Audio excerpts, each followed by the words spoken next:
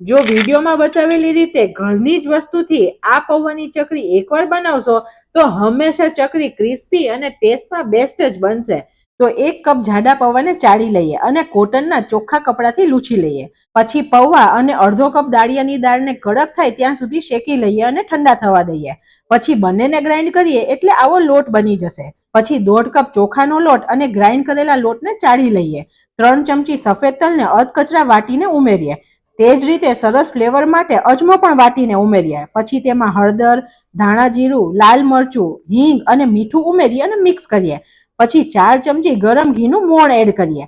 જો લોટની મુઠ્ઠી વાળીએ પછી જ લોટ તૂટે તો મોણ પરફેક્ટ છે. પછી 2 કપ ગરમ પાણીથી ચકરીનો લોટ બાંધીએ.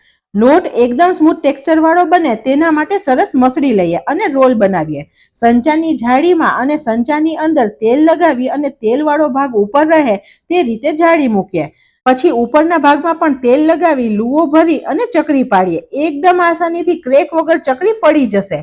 બસ હવે તો ચકરી તળવાની જ રહી. બબલ્સ ઓછા થાય અને ગોલ્ડન બ્રાઉન થઈ જાય એટલે એકદમ કુરકુરી અને ટેસ્ટી ચકરી બનીને રેડી છે. તમે પણ ઘરે બનાવજો.